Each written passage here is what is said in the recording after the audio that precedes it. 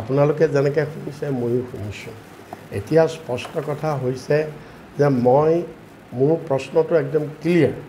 মই তৃণমূলত থাকোঁ বা মই য'ত থাকোঁ মই কংগ্ৰেছ আদৰ্শতে আছোঁ তৃণমূলো এটা কংগ্ৰেছৰে এটা ঠাল কংগ্ৰেছ আৰু তৃণমূল ভাৰতীয় জাতীয় কংগ্ৰেছ আৰু তৃণমূল কংগ্ৰেছ এই দুটাৰ মাজত আদৰ্শগত কোনো পাৰ্থক্য নাইকিয়া মাত্ৰ আৰু একেখন নাৱৰে আমি যাত্ৰী আমি একেটা লক্ষ্যতে আমি গৈ আছোঁ গতিকে মই সেইকাৰণে মোৰ কথাটো হৈছে কি মই কংগ্ৰেছত থাকি বা তৃণমূলত থাকি নহয় মোৰ কথা হ'ল কি মই এটা বিজেপি শক্তিশালী বিজেপি বিৰোধী মঞ্চত থাকি নহ'লেতো মই বিজেপিত যাব পাৰিলোহেঁতেন যেতিয়া মই কংগ্ৰেছ ত্যাগ কৰিছিলোঁ মই জানি শুনি এটা শূন্য পাৰ্টিত আহিছোঁ অসমত শূন্য গতিকে মই অকল এটাই কথা যে বিজেপিক অসমৰ পৰা আমি উৎখাত কৰিব লাগে গতিকে এই বিজেপি উৎখাত অভিযানত মই যাতে সক্ৰিয়ভাৱে অংশগ্ৰহণ কৰিব পাৰোঁ আৰু সফল হ'ব পাৰোঁ মই সেইটোতেহে মানে নিজকে আত্মনিয়োগ কৰি ৰাখিছোঁ আমি প্ৰথম দিনাখনতো আমাৰ প্ৰতিক্ৰিয়া দিছোঁ এতিয়া কথাটো হৈছে কি বাজেটখন এইবাৰ এইটো অতি দুৰ্ভাগ্যজনক কথা যে ভাৰতবৰ্ষৰ 140 কোটি মানুহ 140 কোটি মানুহৰ শ্ৰমৰ বিনিময়ত তেওঁলোকৰ কপালৰ ঘাম মাটিত পেলাই কৰা উপাৰ্জনৰে এই বাজেট ধাৰ্য কৰা হৈছে কিন্তু বিজেপি চৰকাৰে এই 140 কোটি মানুহৰ প্ৰতি গুৰুত্ব দিয়া নাইকিয়া বাজেটখনত 140 কোটি মানুহৰ কোনো ধৰণৰ আশা আকাংক্ষা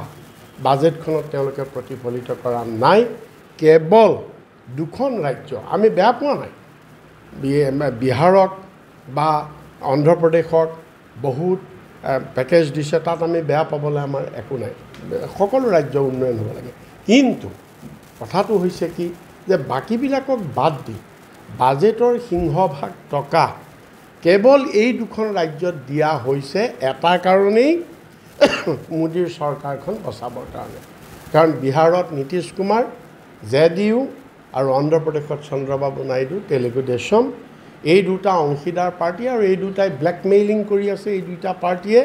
আৰু চৰকাৰখন বচোৱাৰ স্বাৰ্থত গোটেই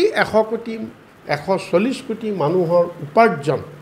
দুখন ৰাজ্যতে দি দিছে এইটো হৈছে আটাইতকৈ দুৰ্ভাগ্যজনক কথা গণতন্ত্ৰ এইটো হৈছে এটা কথা বাজেটৰ আৰু দ্বিতীয় কথাটো হৈছে অসমৰ বেলিকা এইটোৱেই হিমন্ত বিশ্ব শৰ্মাই আজি কেইদিনমানৰ আগতে প্ৰধানমন্ত্ৰীক লগ কৰিছে গামোচা দিছে অসমৰ বানপানীৰ কথা কৈছে কিন্তু তেওঁ কি ক'লে প্ৰধানমন্ত্ৰীক অসমৰ বানপানীৰ কথা তেওঁ কিয় বুজাব নোৱাৰিলে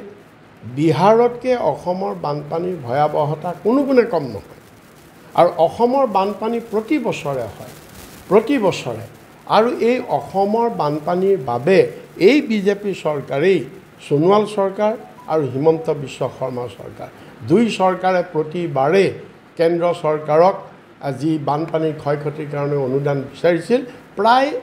11,000 কোটি টকা এই 11,000 কোটি টকাৰ ভিতৰত এতিয়ালৈকে মাত্ৰ 205 কোটি টকাহে বিজেপি চৰকাৰে মুকুলাই দিছে তো ইমান অসমৰ প্ৰতি অন্যায় এই অন্যায়ৰ পিছতো বাজেটত আকৌ অন্যায় হ'ল আমি হিমন্ত বিশ্বক প্ৰশ্ন কৰিছোঁ আৰু অসমৰ ৰাইজক আমি জনাব খুজিছোঁ যে 24ৰ লোকসভা নিৰ্বাচনত অসমে বিজেপি আৰু বিজেপিৰ মিত্ৰজোঁটৰ 11জন সাংসদ নিৰ্বাচিত কৰি দিয়াৰ পুৰস্কাৰ দিছে অসমক বিজেপি চৰকাৰে অসমক এইটো পুৰস্কাৰ দিছে এই বঞ্চনা কৰি গতিকে ৰাইজে আমি আপোনালোকৰ মাধ্যমেদি ৰাইজক আমি অনুৰোধ কৰিছোঁ যে কেন্দ্ৰৰ এই বঞ্চনাৰ প্ৰতিবাদত ৰাইজ একত্ৰিত হ'ব সৰুতে আমি পঢ়িছিলোঁ কমলাকান্ত ভট্টাচাৰ্য কবিৰ এটা কবিতা আছিলে তাত এটা শাৰী আছিলে স্বজাতি অসভ্য ঘিনী হয় সভ্য পিতাৰ পুত্ৰৰ নাই পৰিচয় গতিকে এই দুজন সাংসদ বিজেপি এওঁলোকৰো মানে চিন্তাধাৰাটো তেনেকুৱা স্বজাতি অসভ্য অসমীয়া আমি অসভ্য লোকক সভ্য বুলি কৈ নিজে গৌৰৱবোধ কৰা কথাটো ঠিক তেনেকুৱা আজি আমাৰ লাওলোৱা অৱস্থা আজি বানপানী আমাক হাহাকাৰ কৰিছে তেওঁলোক কিহৰ অসমৰ সাংসদ কি অসমৰ ৰাইজক তেওঁলোকে প্ৰতিনিধিত্ব কৰিলে যদি অসমৰ এনেকুৱা ভয়াৱহ বানপানী তেওঁলোকে বিহাৰৰ বেছি হৈছে বিহাৰে পাওক আমাৰ আপত্তি নাইকিয়া কিন্তু অসমে কিয় নাপাব কি কাৰণে তেওঁলোকে অসমৰ দাবী অসমৰ ৰাইজৰ কণ্ঠ পাৰ্লিয়ামেণ্টত কি কাৰণে তেওঁলোকে উত্থাপন কৰিব কিহৰ ভয়ত গতিকে তেওঁলোকে ৰাইজে যে তেওঁলোকক জনপ্ৰতিনিধি পাতিছে তেওঁলোকে ৰাইজক তেওঁলোকে প্ৰতিনিধিত্ব কৰা নাই তেওঁলোকে কেৱল নৰেন্দ্ৰ মোদীক কেৱল মানে আপোনাৰ তেল মালিচ কৰাৰ বাহিৰে তুখামুট কৰাৰ বাহিৰে তেওঁলোকে আন একো কৰা নাই আগন্তুক পঞ্চায়তত তৃণমূল কংগ্ৰেছ কেনেকৈ পঞ্চায়ত নিৰ্বাচনত আমি প্ৰতিদ্বন্দ্বিতা কৰাৰ কথা ভাবিছোঁ কিন্তু আমি সকলোতে আমি প্ৰতিদ্বন্দ্বিতা কৰাৰ কথা ভবা নাইকিয়া চিলেক্টেড ৱেত যিবিলাক ঠাইত আমাৰ সংগঠন অলপ মজবুত শক্তিশালী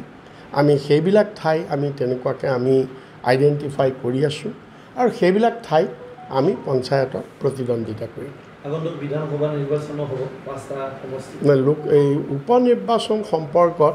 আমি এতিয়াও কোনো সিদ্ধান্ত লোৱা নাই আৰু আমাৰ স্পষ্ট মত উপনিৰ্বাচনটোত আমি সকলো বিৰোধী একত্ৰিত হ'ব লাগে লোকসভাত যি হ'ল কংগ্ৰেছে স্পষ্টকৈ কৈ দিছে তেওঁলোকে অকলে নিৰ্বাচন খেলিব নাই অকলে নিৰ্বাচন কংগ্ৰেছে খেলক বাকী বিৰোধী দলবিলাকে এনেকুৱা কথা নাই যে বিৰোধী দলবিলাকক প্ৰাৰ্থী দিবই লাগিব এটা যদি বিৰোধী দলবিলাকৰ লগত কংগ্ৰেছে বহি যদি এটা ভাল এটা বুজা পৰা কৰি একমতত উপস্থিত হ'ব পাৰে একমতত উপনীত হ'ব পাৰে মানে বিৰোধীৰ পৰা মানে বিজেপিৰ লগত কেৱল 1-to-1 কণ্টেষ্ট হ'ব লাগে 1-to-1 কণ্টেষ্ট হ'লেই তেতিয়া কিন্তু উপনিৰ্বাচনৰ 5টা সিটতেই কিন্তু বিজেপি পৰাভূত হ'ব গতিকে সেই কথাটো কংগ্ৰেছ দলে ডেফিনেটলি চিন্তা কৰিব আৰু গোটেইবিলাক ঐক্যমতত উপনীত হ'বৰ কাৰণে যিটো পৰিৱেশ তৈয়াৰ কৰিব লাগে সেইটো কংগ্ৰেছে ইনিচিয়েটিভ লৈ তৈয়াৰ কৰিলে ভাল হ'ব